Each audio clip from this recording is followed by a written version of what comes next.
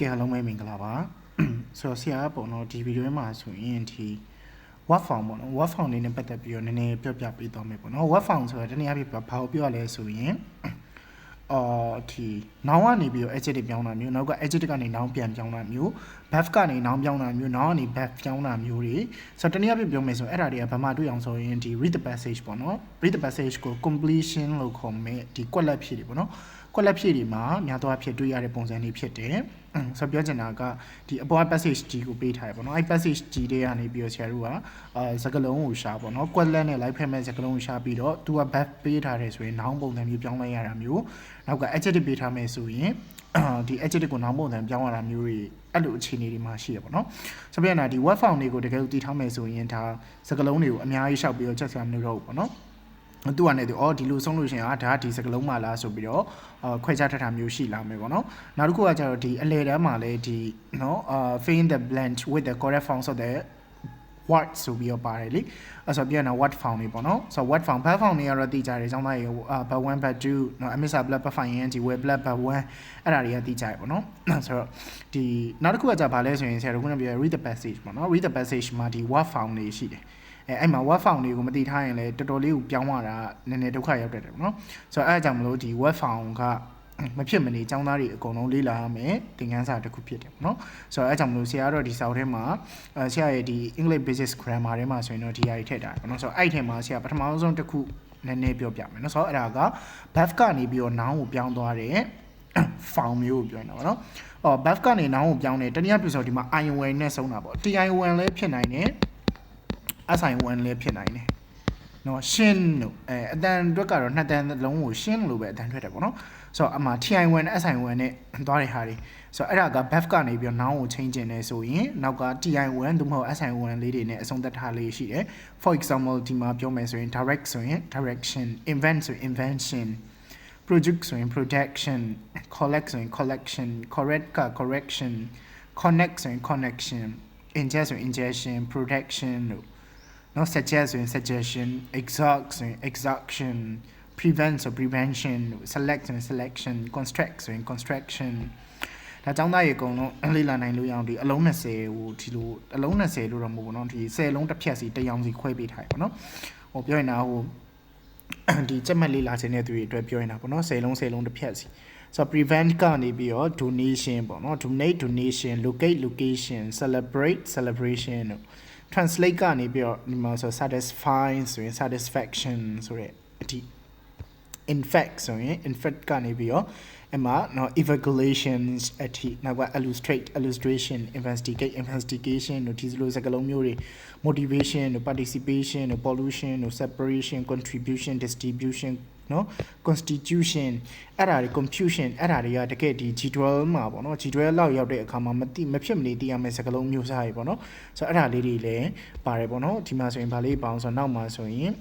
ဒီမှာရှိမယ် divide ဆိုရင် division တို့ explosion တို့ inclusion တို့ expression impression နော် perfection ကိုမထပ်ပြီးထည့်ကြ professional အဲ့လိုပေါ့နော် explanation တို့ admiration imagination preparation examination observation identification detection နော် distortion စသဖြင့်အဲ့လိုစကားလုံးတွေပေါ့နော်အများကြီးပဲထဲမှာဆိုရင်ဆရာစုစုပေါင်းအလုံး90ထည့်ပေးထားတယ် okay နောက်ထပ် word form တွေမှာထပ်ပြီးတွေ့ရတာက verb ကနေပြီးတော့ verb တွေသို့မဟုတ် noun တွေဆိုတဲ့ဒီ verb တွေ noun တွေကနေပြီးတော့ဘာကိုပြောင်းတာလဲဆိုရင် adjective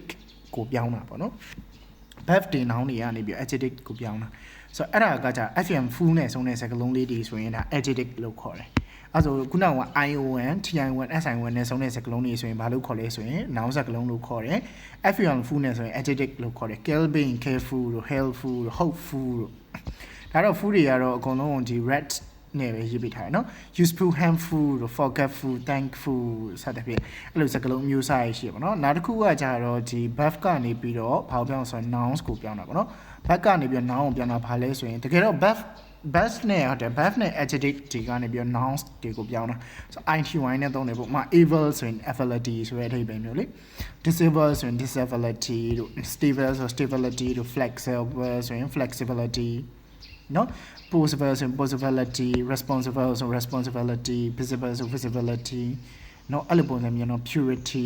အစသဖြင့်အဲ့လိုပုံစံမျိုးလေးပေါ့เนาะဆိုတော့ ITY လေးတွေပေါ့เนาะ ITY လေးနဲ့စုံတဲ့စကားလုံးလေးတွေကိုလည်းပဲဒီမှာတိတ်တိတ်ချာထည့်ပေးထားရပေါ့เนาะဆိုတော့ဒါတွေကတော့ဆရာတော့ဒါနမူနာပြောပြတာပေါ့နော်ဒါចောင်းသားရင်းနေတဲ့အခါ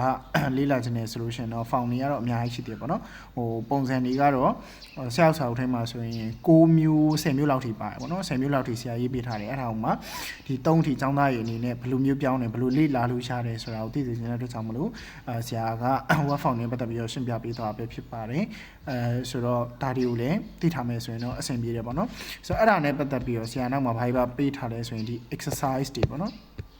exercise တွေလည်းပေးထားတယ်လို့ဒီမှာဆိုရင် noun စကားလုံးတွေဘယ်နေရာမှာရှိတင်လဲဆိုတာနဲ့ပတ်သက်ပြီးတော့เนาะ nouns တွေကဒီ article တွေရဲ့နောက်မှာရှိတယ်ဆိုတဲ့အကြောင်း possessive adjective တွေဖြစ်တဲ့ mine are what you are they are his are its တွေရဲ့နောက်မှာရှိတယ်ဆိုတဲ့အကြောင်း adjective ကနောက်မှာရှိတယ် preposition ရဲ့နောက်မှာရှိတတ်တယ်အယူတပြစကားလုံးတွေရဲ့နောက်မှာရှိတယ် one of ကနောက်မှာရှိတတ်တယ်ဆိုတဲ့အရာနဲ့ပတ်သက်ပြီးတော့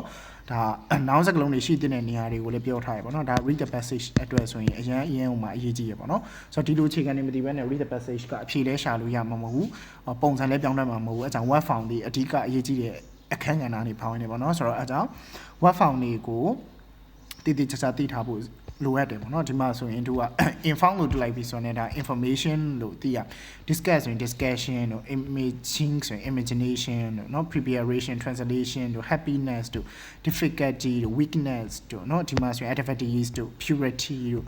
ဒီမှာဆိုရင်လဲ science ဆို scientist တို့စသဖြင့်အဲ့လိုပုံစံမျိုးပေါ့နော်ဒါရှေ့ကိုကြည့်ပြီးလို့ရှင်ကိုကဖြေရမှာပေါ့နော်ဒါကဘယ်နေရာမှာလဲဒါကဘယ်လိုစကားလုံးမျိုးလဲဒီမှာဆို strong ဒီ adjective ပါရော adjective ပါတဲ့တောင်ဒီနောက်က noun they are ပိုင်ဆိုင်မှုပါတယ်အဲ့တောင်သူရဲ့နောက်က noun article ပါတယ် article ရဲ့နောက်က noun ပဲဟိုမှာ true ဆိုရင်လဲtrue က